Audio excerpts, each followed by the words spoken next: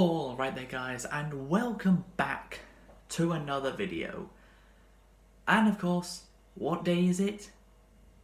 It's the 25th of December.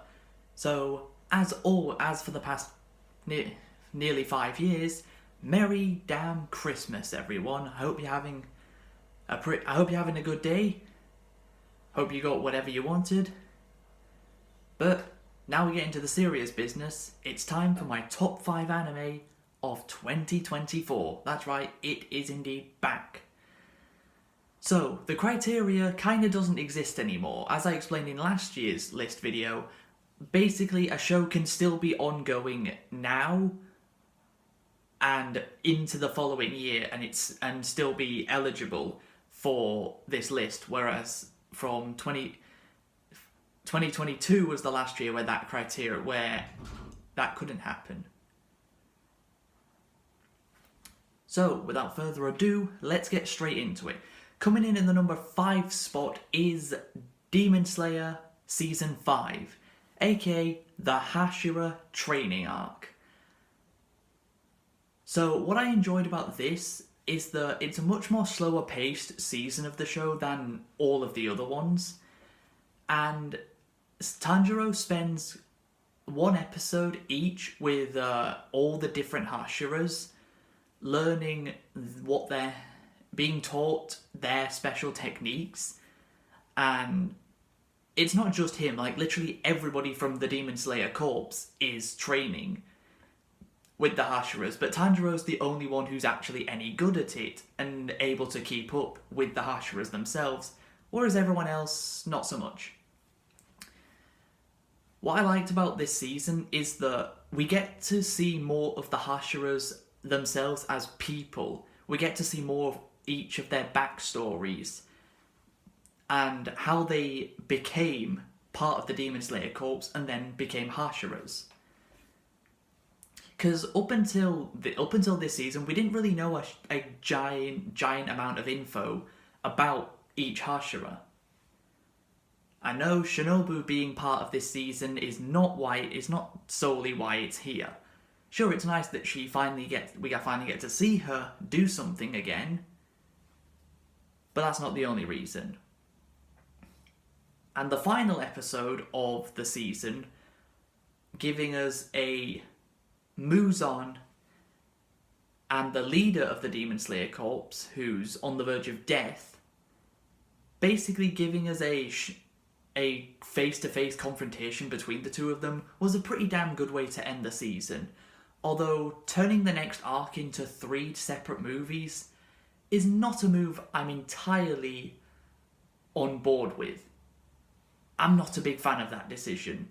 It seems way too many anime nowadays are making movies for their next arc instead of making a movie that's separate to the making a completely separate movie that doesn't follow the arcs. I mean, Mugen Train did that and broke so many records, but then they made an arc version of the season of the movie anyway. Wouldn't they just do the same thing with the, what's it called, Infinity Castle arc? I think that's what it's called. If not, correct me in the comments. But yeah, getting to see Tanjiro learn more about all the Hashiras as people, what they've been through, the struggles they've had in life to get up to the positions they're now in. Overall, a pretty decent season of Demon Slayer. And that's why it comes in at number 5. Coming in at number 4 is Dragon Ball Daima.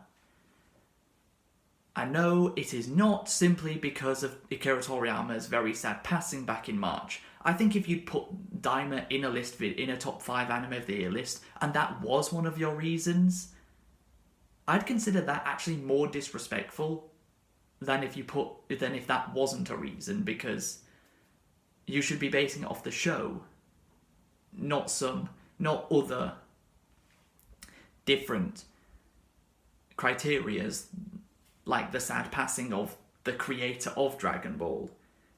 So, Dragon Ball Daima is set very shortly after the Majin Buu saga of DBZ. Like, very shortly after. Like, they've only just defeated Kid Buu recently. with the Super Spirit Bomb. And the Demon Realm, which is something we only got to see very briefly from Dabura in the Buu Saga. We get to see the Demon Realm is like the main place in Daima. That's where we're going to be spending pretty much all the of our time. And because of Dabura's death, which was caused by Majin Buu himself when he turned him into a cookie and then ate him, a brand new king had to be of the Demon Realm had to be coronationed, and the new king is this guy called King Goma. He's a much smaller than any of the demons that we've seen previously in DBZ. And he basically... The fact that he's very much happy that he's a ruler, he's now the ruler of the Demon Realm, but despite being called the Demon Realm, there are some people in this realm that actually still want peace. So the king of the third demon world, because there's three different demon worlds, calls specifically for Goku, because Goku was the one who defeated Majin Buu, being Kid Buu, to come and defeat King Goma. So I'm not going to talk too much about Daima in this video, because I want to give Daima its own specific video next year.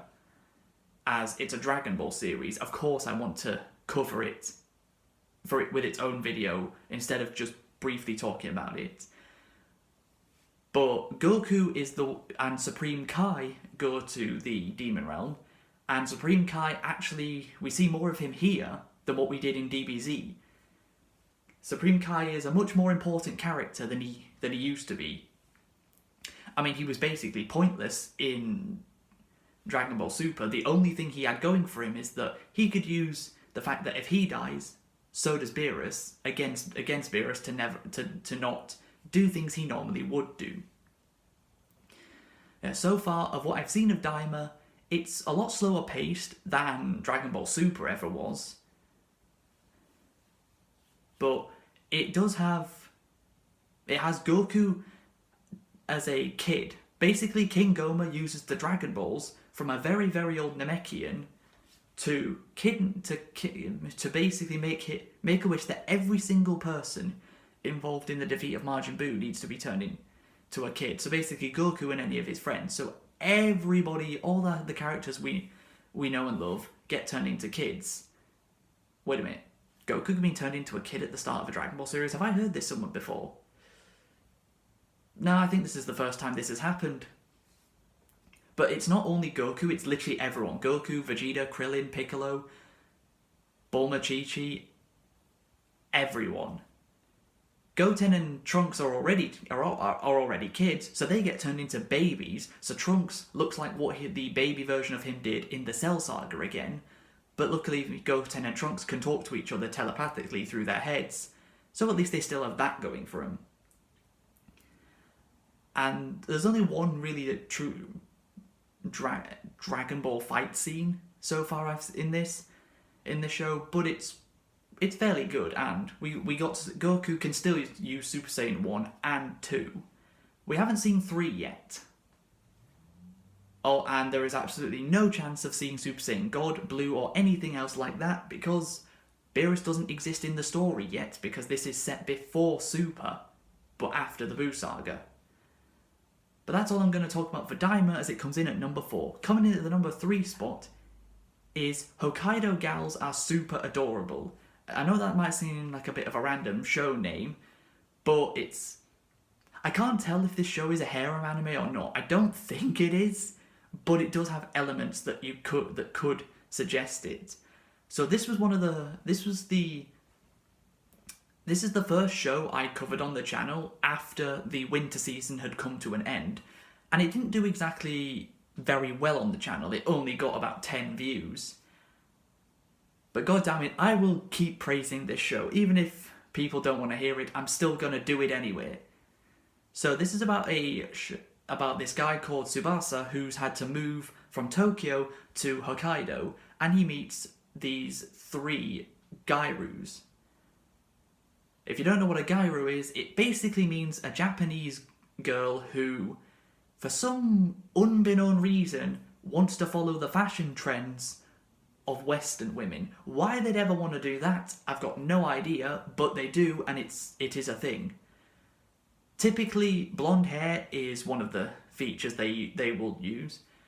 They have extensive makeup, that's another one. Done up nails, that's definitely another one. And those are the most common ones. And the three girls he meets are Fuyuki, Akino, and Reina, and he basically has a harem, but not really. It's really hard to describe.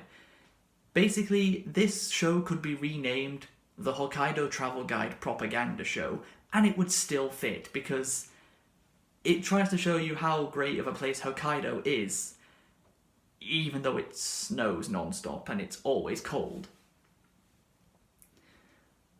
This show has many of the cliches you'd expect in a romance/harem anime, but it's just a good ride.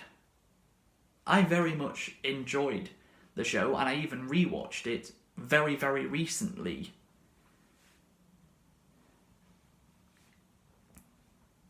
It's a show that you can just enjoy. You don't have to think too much about it. And it just gives you some good,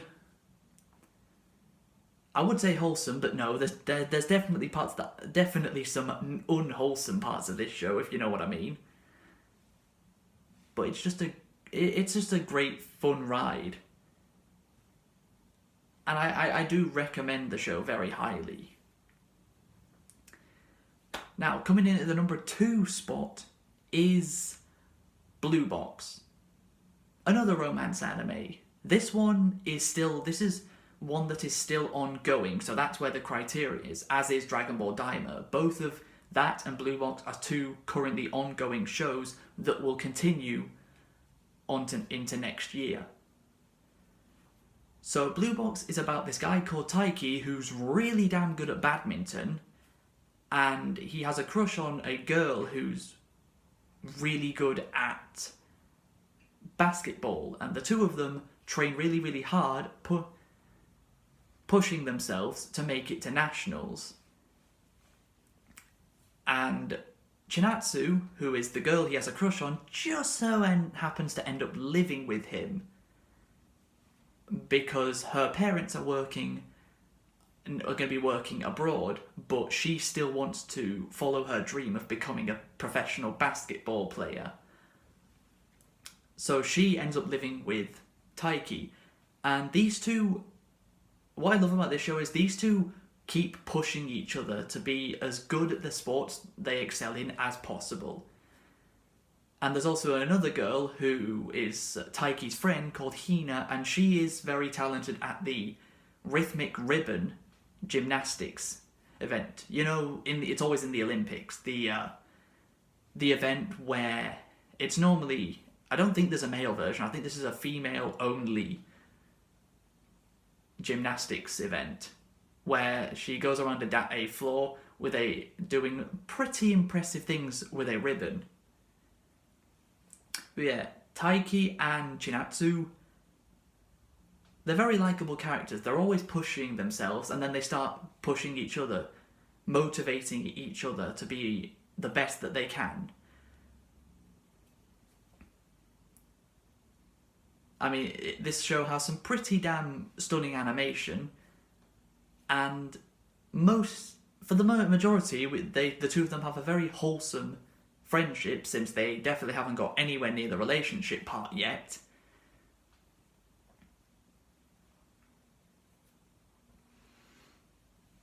And since the show is still ongoing, there's still plenty more adventures for these two to go on. Now, on to the honourable mentions. So, the first honourable mention is Mashle, Magic and Muscles Season 2. The opening theme song, Bling Bling Bang, took over the internet in January. the opening for this show went crazy. It was made by the same people that made the Call of the Night opening, Creepy Nuts. And they smashed it out of the park with this opening. If this opening theme song does not win Anime Opening of the Year at the Crunchyroll Anime Awards in a few months, it is an utter disgrace.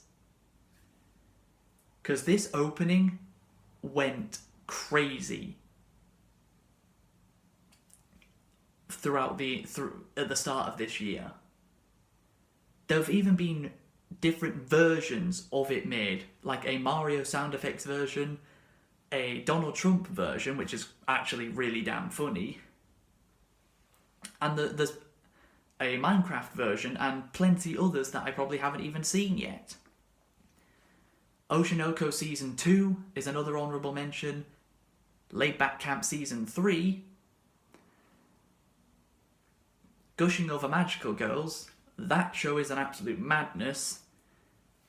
And I actually covered it here on the channel right towards the beginning of the year. And Senpai is an Otokonoko. Just barely doesn't make the list. Now, coming in at the number 1 spot for my top 5 anime of 2024 is Konosuba Season 3. That's right, Konosuba takes the number 1 spot for my anime of the year. The Megumin prequel show that came out last year came in at number 5 for the list in 2023. This time round, the main series is back, and it's Season 3 hitting at number 1. So this is actually the first season of Konosuba, the main series. Since 2017, it's been quite a while since we saw our 4 bumbling idiots together for a full series. The only other time we've seen them together since Season 2 was the movie that came out in 2019, which I've also covered here on the channel. So Konosuba Season 3 comes in at number 1 because it brought back the brilliant comedy that it's known for. The story of Kazuma being tricked by this like elf girl, who he then gets pissed at later because he finds out she was lying to him. The jokes of Kazuma dying continue, and the movie might actually be canon because the very first episode of Season 3, Kazuma is still traumatized because of the events that took place in the Konosuba movie when all those women orcs tried to do things to him without his consent, if you know what I mean. He ends up meeting this princess who basically he develops a older brother, younger sister relationship with, which is actually quite wholesome. And that is not a word used to describe Kazuma very often, is it? You do not associate wholesome and Kazuma in the same sentence. Megumin, Aqua, and Darkness were all great, as always. Darkness, it ends up almost being married off to someone to pay off a debt, but then Kazuma ends up buying back Darkness with all the money he earned from quests and all that stuff. I mean, buying people is a pretty common thing in isekai. It's like one of the regular tropes of the isekai genre. Paying for other people. Basically slavery, although if Kazuma wanted to make Darkness his slave, she wouldn't exactly oppose the idea, would she? So yeah, Konosuba comes in at number 1, as it just gives us everything we expect from Konosuba. Our 4 lovable idiot characters doing what they do best, succeeding very badly at things. And that concludes my top 5 anime of 2024. I hope you guys have enjoyed this video. If you have, please be sure to leave a like. subscribe if you are new, and join me back here at the start of next week for 2024, A Year in Review. But until we meet again, goodbye for now.